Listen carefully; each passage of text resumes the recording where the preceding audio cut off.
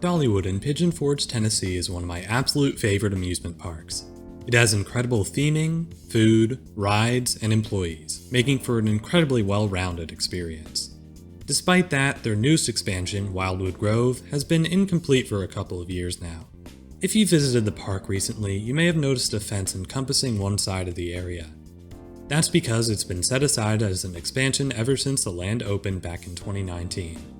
Now, over 3 years later, that expansion has finally been announced. In 2023, Dollywood will be opening their brand new family coaster, Big Bear Mountain. In this video, I'll be recapping everything we know and what to expect when it opens next year. Be sure to like and subscribe if you enjoy, and let's get into this first look at Big Bear Mountain.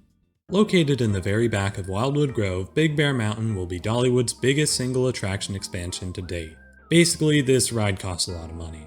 We don't know the manufacturer quite yet, but if I had to guess based on the renders, I think this ride is likely from Vekoma.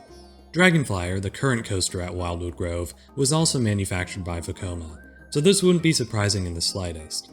It's also pretty exciting, considering we desperately need more modern-age Vekoma roller coasters in the United States. Let's talk about the stats. At 3,990 feet of track, this will be Dollywood's longest coaster to date. It takes up a huge chunk of land in the Wildwood Grove area, from the back to the front, so this isn't surprising to me at all. Dollywood says this will make the ride last anywhere from 99 seconds to 104 seconds, which is impressive considering it starts as soon as you leave the station.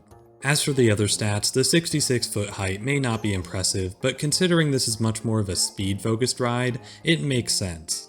Speaking of the speed, this should reach up to 48 miles per hour, which will likely be reached on the second launch up to the highest point.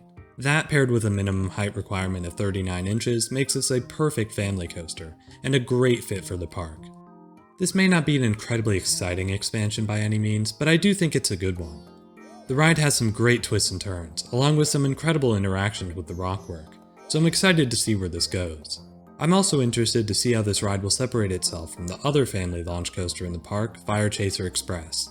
That ride does have a backward section and seems a bit less thrilling, but I can't help but notice their similarities.